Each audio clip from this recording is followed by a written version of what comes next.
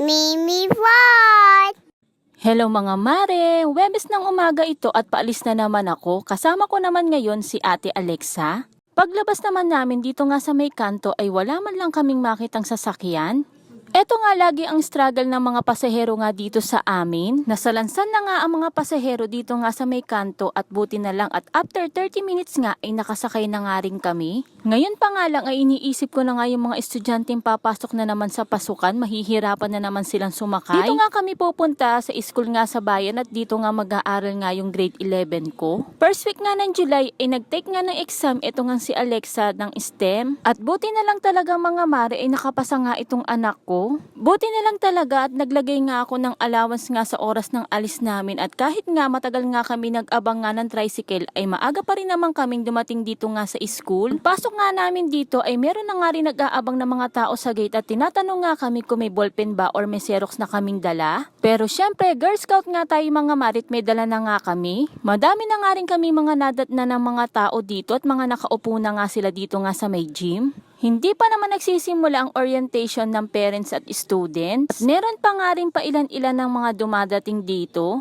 At habang nga nakaupo nga kami dito ay sinabihan nga kami ng mga teacher na pwede na nga tingnan yung mga section nga nitong mga anak namin para mamaya nga ay dire-diretso na lang sa enrollment.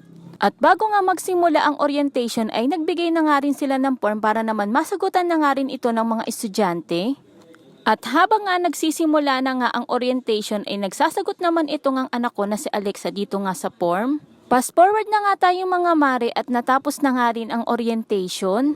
At dito nga sa room na ito naka-assign nga mag-enroll ang nasa section C at section D ng mga estudyante. Ipapasa lang naman namin yung card at eto nga ang birth certificate ng anak ko at yun nga ang requirements na kailangan nila. Natapos na nga kami sa pag-enroll at paglabas nga namin ay medyo umuulan pa nga at nakita ko nga na madami pa nga rin parents at student nga dun nga sa may gym.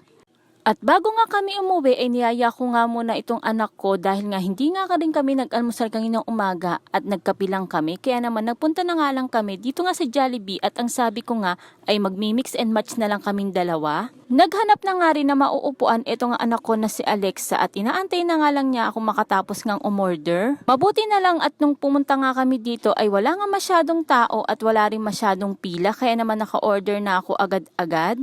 Mga ilang minuto pa nga ay tumunog na nga yung aparato nga ng Jollibee at kailangan na nga rin kunin ito nga mga order namin kaya naman tumayo na nga ako at kinuha ko na nga rin. Burger steak at Coke float nga lang ang in-order namin. Fast forward na nga tayo mga mare at pauwi na nga din kami nito. Kung nakaabot ka nga hanggang dulo ay maraming salamat. See you on my next mini vlog. Bye!